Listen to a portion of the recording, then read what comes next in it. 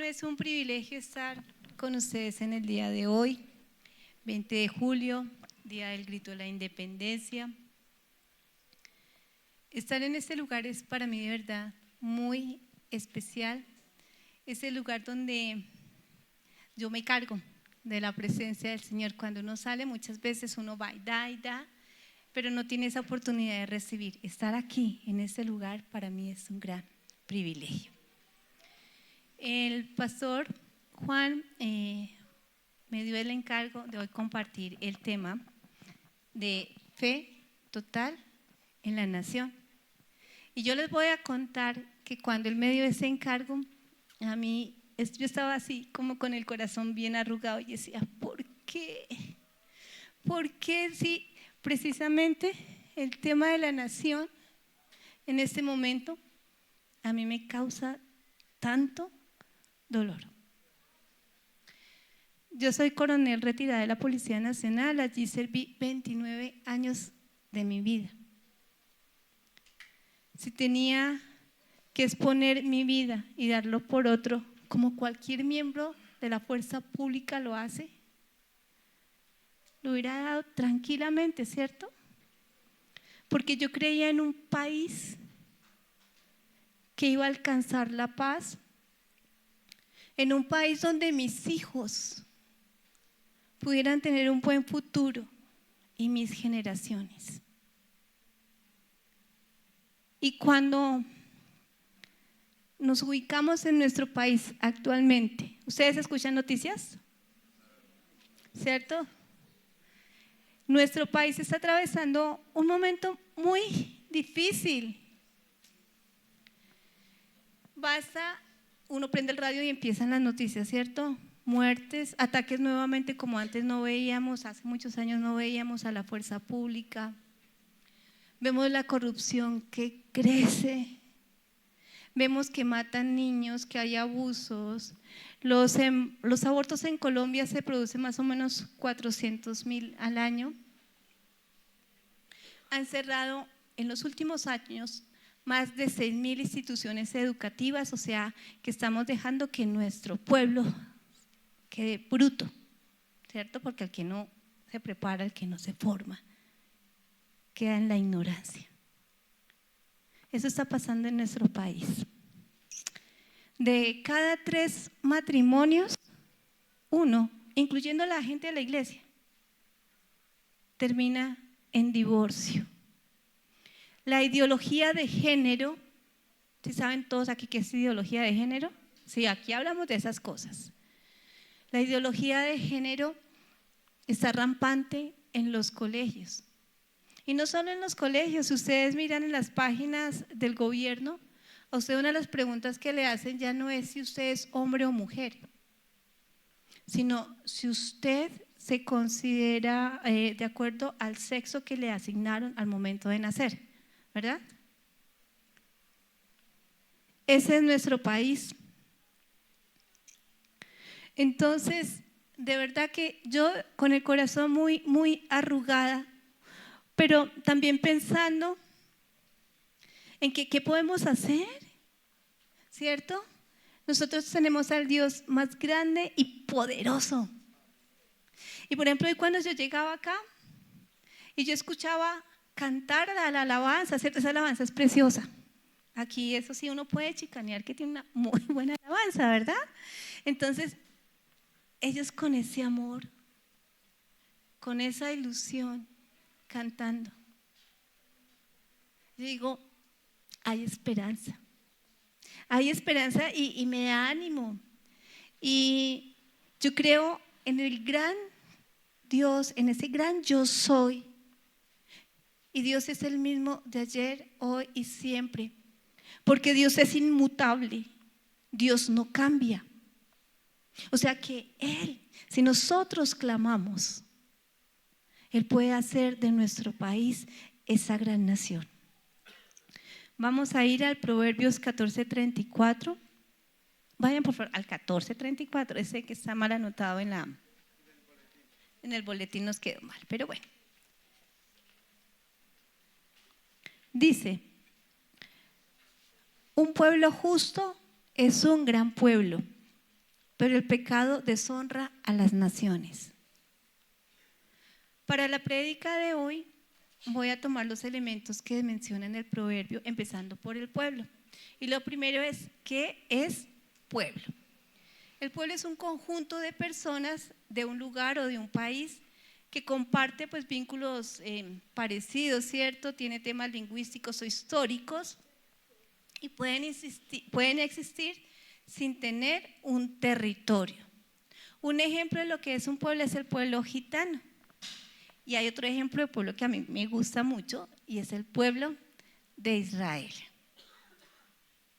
Resulta que los judíos a lo largo de su historia, a pesar de las múltiples persecuciones que han sufrido, ellos mantienen unas cosas que los identifican como pueblo, ¿cierto? El pueblo de Israel, ¿qué hace? Celebra el Shabbat, el pueblo de Israel celebra las fiestas, el pueblo de Israel come la comida kosher. La comida kosher es básicamente la comida que Dios determina que las personas pueden comer. Eso es lo que está en la palabra de Dios. En el Antiguo Testamento, Israel fue tomado como el pueblo de Dios. Abran por favor su Biblia y vayan a Éxodo 6:7.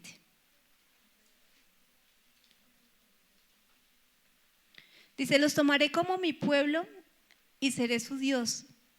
Y ustedes sabrán que yo soy el Señor, su Dios, que los libró de los trabajos pesados en Egipto. Ellos no fueron escogidos por mérito alguno, sino porque a Dios le plació que ellos fueran su pueblo. De lo que sí es importante es cuál era el propósito de ese pueblo que Dios había escogido. Él nos dice que estaba llamado a ser luz a las naciones. El pueblo de Israel fue llamado nación santa, real, sacerdocio y llamó a ser de bendición para las familias. Como aquí hay muchos creyentes antiguos, ¿hay alguno nuevo?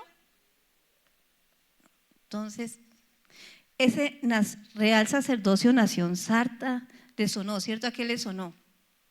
A la iglesia, ¿cierto? A la iglesia. Porque nosotros somos llamados a eso. A través de los judíos llegó a nosotros las escrituras. A ellos les fue dada. A través de ella, ¿qué nos llegó? El Mesías, ¿cierto? ¿Jesús de dónde era? Él era un judío, ¿cierto? Los apóstoles, ¿qué eran? Judíos. Los primeros creyentes en Jesús como el Mesías, ¿qué eran? Judíos, ¿cierto? A ellos les fue entregado eso.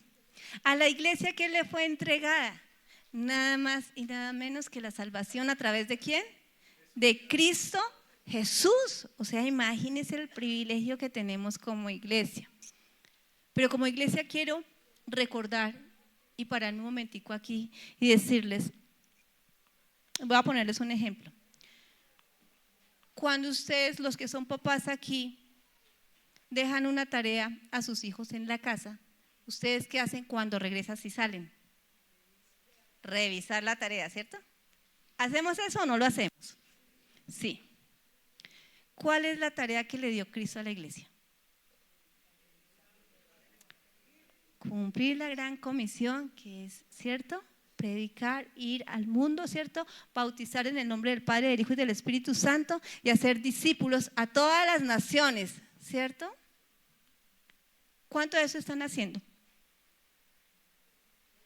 ¿Cuánto de eso están haciendo? De predicar el evangelio. Esta es una obligación que no es solamente para los pastores, para los evangelistas, para las misioneras. Allí veo una misionera tremenda, ¿verdad? No es solo para ellos, es para todos. O sea que cuando ustedes estén frente al Señor y Él les diga, oiga, ustedes cumplieron la tarea, ¿qué le van a decir? Estamos todos llamados a hacerlo. Usted no tiene que ser el pastor. Usted puede hacer esto desde su casa, desde su lugar de trabajo. Es más, ¿ustedes quisieran que toda su familia se convirtiera al Señor? Todos queremos eso, ¿cierto? Todos queremos eso. Pero ¿cómo se logra esto? Más allá que con las palabras que nosotros decimos, hey, reciban a Cristo, mire que Cristo, la gente a veces como que le entra por aquí, le sale por acá, y a veces piensan que somos canzones. ¿Les ha pasado o solo me ha pasado a mí? ¿Cierto? ¿Saben con qué lo demostramos? Con nuestra manera de comportarnos. O sea, nosotros no tenemos que decir que somos cristianos, se nos debe notar. Y a nosotros nos tienen que preguntar, oiga, ¿qué es lo que usted tiene? ¿Usted por qué es tan bueno, cierto? ¿Usted por qué vive tan contento? ¿Usted por qué aún cree en un buen futuro para nuestro país? Pues ¿por qué? Porque yo soy cristiano. No dejen de predicar en su lugar de trabajo. No dejen que saquen a Cristo. Porque mucho de lo que nos han hecho ha sido arrinconándonos. Y yo quiero contarles una cosa. Colombia es un país mayoritariamente cristiano. Al menos eso dice. Pero necesitamos que esto sea una realidad. Necesitamos coherencia de todos los creyentes en Cristo para que nuestra nación cambie. Cuando Cristo muere por nosotros, hace el sacrificio más grande, y de los dos pueblos, tanto del pueblo de Israel como de la iglesia, hizo un solo pueblo. Por eso nosotros amamos a Israel, ¿cierto? Por eso en esta iglesia oramos por Israel.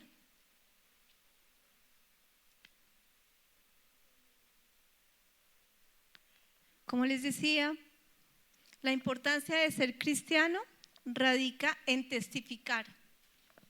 ¿Quién eres? ¿Cómo estás sirviendo? ¿Qué amor estás dando? Yo digo que el cristiano se conoce porque tiene dos características. Primera, ama a Dios sobre todas las cosas. Y segunda, ama al prójimo como a sí mismo, ¿cierto? Y si hace esto, ¿qué implica en su vida? Que él va a hacer lo que Cristo vino a hacer a la tierra, o sea, servir. Eso fue lo que Cristo vino a hacer. ¿Cuánto están ustedes sirviendo?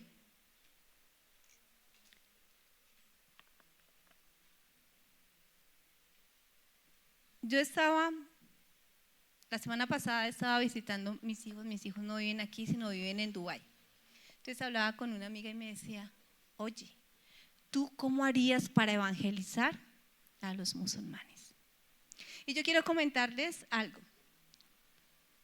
Yo hice 6 meses en la Universidad Islámica para conocer el tema del Corán y para conocer muchos de sus principios y cómo funcionan. ¿Eso a raíz de qué? De que en el mundo viene una expansión muy grande del Islam. En Colombia también.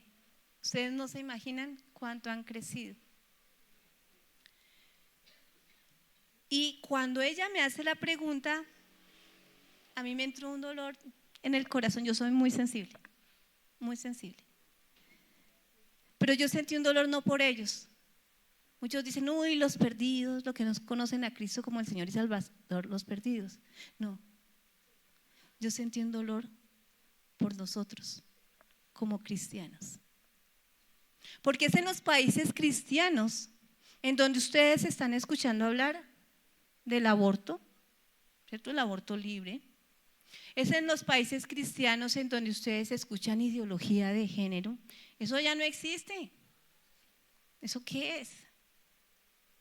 Es en los países cristianos donde se está promoviendo la eutanasia infantil. Sí. Es en los países cristianos donde están trabajando para acabar con el delito de la pedofilia, diciendo que los niños pueden tener relaciones consensuadas. Países cristianos. Es en los países cristianos en donde los hombres y las mujeres están en un divorcio terrible, las mujeres reempoderadas, ¿sí? Y el empoderamiento de la mujer, quiero decirles, que es dejar al hombre allí, en el piso y apartadas. Pero la palabra de Dios no enseña eso. Y saben, Dios no se equivoca. Dios hizo un orden. Necesitamos hombres que lideren sus hogares. Ellos allá lideran sus hogares. Y aquí uno sin conocer, antes de que uno conociera, uno hablaba muchas cosas bobas. Ellos son responsables del cuidado de sus mujeres, que es distinto. Pero aquí un hombre, a duras penas, aquí la mayoría de los hogares están en cabeza de una mujer, ¿sí sabían eso? Y muchos de los delincuentes, si hay estudios, son hijos de madres solteras. El hombre ha dejado de ser quien tiene que ser. Ha dejado, como acabas de decir, cabeza. Entonces yo decía, oiga, ¿yo cómo les voy a decir a ellos que lo mío es mejor? Yo sé quién es Cristo. Yo sé qué hizo el Señor. Yo sé que la palabra de Dios es verdadera. Pero ¿cómo les muestro a ellos que nosotros somos mejor que ellos? ¿Cómo? Y ahí es donde digo, necesitamos una iglesia que se levante, que hable, pero que en especial testifique de una vida que corresponda a lo que dice la palabra de Dios. Los gobernantes de allá, yo me puse a estudiar la historia, yo amo estudiar. Entonces yo me puse a estudiar la historia de cómo los Emiratos Árabes Unidos llegaron a ser lo que son hoy. Y no es que lleven muchos años, llevamos más años nosotros. Ellos no tenían nada. Estaban conquistados por los ingleses y llevados. Cuando uno lee su historia, ellos resaltan, sus gobernantes resaltan dos cosas. Y dice que el reto para los jóvenes es precisamente ese. ¿Y qué es? Vivir conforme a su fe. Y la otra, que los gobernantes aman su pueblo. ¿Se escucharon esas dos? Vivimos los cristianos, un país que dice que es cristiano, o sea, el 90% más o menos cristiano, ¿vive conforme a su fe? No. ¿Cierto? ¿Tenemos gobernantes que amen su pueblo? No. Listo. Pero hay que tener fe en que esto puede cambiar, y yo soy una convencida que sí puede cambiar si la iglesia no se queda callada. Si la iglesia se levanta, si la iglesia predica a Cristo y sobre todo, si vive como Cristo dice que tiene que vivir. ¿Y usted cómo puede darse cuenta si lo está haciendo? Yo les voy a dar una clave aquí sencillita. Cojan a Mateo, léanse Mateo del 5 al 7. Ahí hay una lista de cualidades que Jesús espera de sus discípulos. Si usted las cumple todas, gloria a Dios. Pero si le falta algo, pues cúmplalo, ¿verdad? Si vivimos conforme a eso, nos va a ir muy bien. Jesús murió por nosotros y hay que honrar el sacrificio que Él hizo. No es posible que los musulmanes que no lo conocen a Él como lo conocemos nosotros, vivan conforme a las enseñanzas que hay en la Biblia y nosotros no. No tiene presentación. Además, ¿saben qué? Nosotros tenemos una gran ventaja que ellos no tienen. Y se las cuento aquí. Cuando usted recibió a Jesús, usted recibió el Espíritu Santo que habita en usted. O sea que usted tiene nada más y nada menos que a Dios en usted. Tiene el mismo Dios que levantó a Cristo de la muerte. Pero comuníquese con Él. Que la gente quiere que cuando recibe al Señor, que recibe el Espíritu Santo, fuese como que ese momentico nomás. Si usted saca tiempo en su vida diaria para comunicarse con Él, las cosas van a ser diferentes. Vamos a hablar del justo. Justo es aquel que obra según justicia y razón. La justicia es dar a cada uno lo que le corresponde. Hay muchos versículos en la Biblia que nos hablan de la justicia. Entonces, por un lado está que nosotros cuando tenemos que opinar sobre una situación, tenemos que hacer un juicio justo conforme a la palabra de Dios. Y lo otro es la justicia social. Dios esperaba que su pueblo, cuando escoge a Israel, tuviera justicia social, y nosotros hoy somos la iglesia que somos su pueblo, o sea, espera que nosotros nos preocupemos también por los demás. En ese tiempo eran los desvalidos, los más desvalidos eran ¿quiénes? Las viudas, los huérfanos y los extranjeros. Hoy tenemos mucha gente desvalida, pero muchísima. Nomás sale un poquito más, uno se va aquí al sur y hay mucha gente que necesita de nosotros. Pero quiero hacer una aclaración aquí. Jesús vino absolutamente por todos, por todos. El ser pobre no hace una persona buena y el ser rico no hace una persona mala, porque todos necesitamos del Señor y Dios no hace acepción de personas. Aquí se han ido tan al extremo, se montó la teología de la liberación y es una teología que habla de los pobres y los pobres y los pobres y como en contra de los ricos y como a cuento de qué, si es que Dios hace a cada quien y le da un propósito en su vida. Por ejemplo, no todos tenemos la capacidad de hacer empresa, gloria a Dios por ellos, ¿cierto? Otros tenemos la capacidad de trabajar en las empresas y está bien. O sea, pero todos necesitamos del Señor. Aquí hubo un cura que fue el cura Camilo Torres, que él se convenció tanto que él terminó siendo guerrillero. Él murió en un combate, en medio de un combate, pero hizo parte del ELN, que es la guerrilla más sangrienta, ¿cierto? Entonces, no tiene presentación, o sea, no podemos irnos más allá de lo que la palabra dice, o sea, Dios vino por todos, Jesús vino por todos, Dios mandó a su Hijo a morir por nosotros, ¿cierto? Para que todo aquel que en Él cree no se pierda, sino que tenga vida eterna. Preocuparse por los otros es imperioso. La iglesia está llamada a ser ese pueblo justo que ama a Dios y que ama al prójimo, que mira en cada ser humano a alguien que es digno porque está hecho a imagen y semejanza de Él. La iglesia está llamada a preocuparse los unos por los otros y no a preocuparse más por los animales que por los seres humanos. Hablamos del pecado.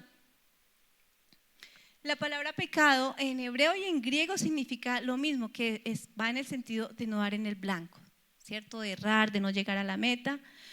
Pero yo se la resumo más sencillo. El pecado es alejarse de la voluntad de Dios. Y miren que eso fue exactamente lo que pasó con Adán y Eva. ¿Qué les dijo Dios? O sea, ellos tenían la mejor oportunidad, ustedes imagínense, caminando, ¿cierto? En el paraíso. Y con Dios ahí hablando. ¡Ay, qué privilegio! Y Dios les dice, les doy todo. Solo les hizo una prohibición, una. No coman del árbol del conocimiento del bien y del mal. ¿Por qué? El día que coman de él, morirán. Y eso pasó, ¿cierto? Y ellos tenían todo. Dios nos hizo con el propósito de que nosotros nos multiplicáramos, fructificáramos y señoreáramos, ¿cierto? Y una de las cosas que hoy en día no está pasando es que la iglesia cristiana no se está multiplicando. Las mujeres no quieren tener hijos, ¿les suena? Han llegado al extremo de sacarse el útero para no tener hijos.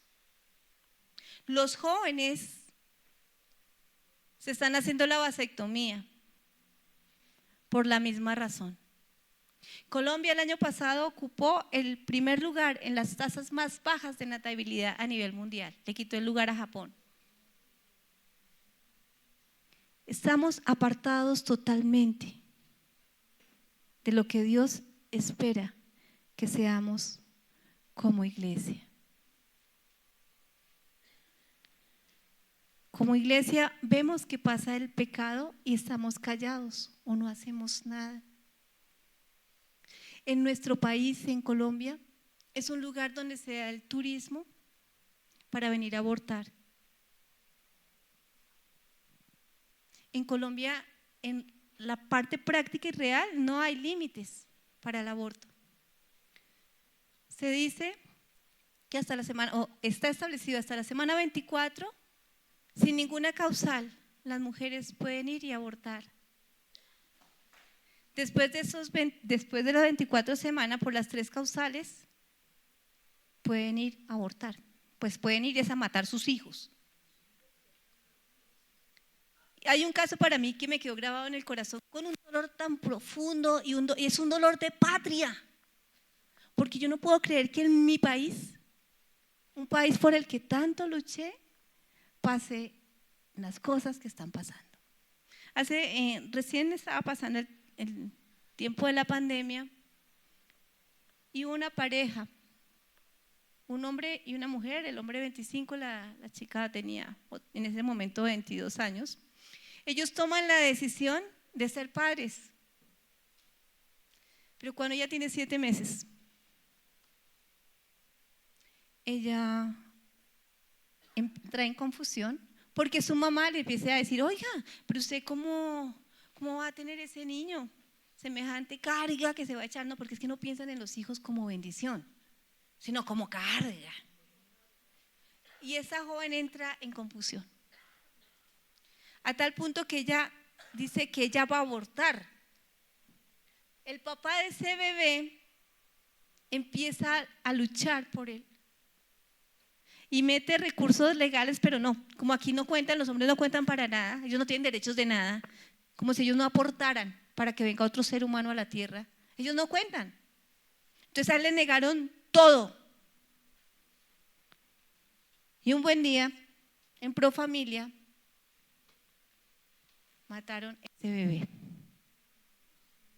Y salen en las noticias hablando de la maravilla, ¿no? Colombia respeta los derechos sexuales y reproductivos de las mujeres. Eso pasa en nuestro país. Aquí vienen.